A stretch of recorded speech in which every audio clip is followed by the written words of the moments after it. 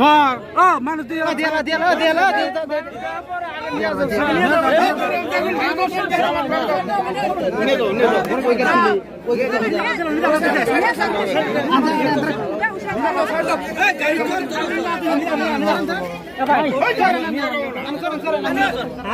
আচ্ছা কোন বং নিয়ে যাবেন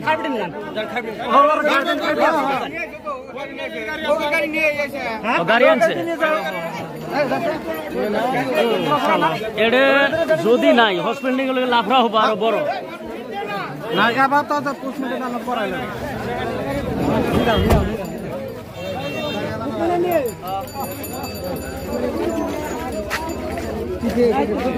আছে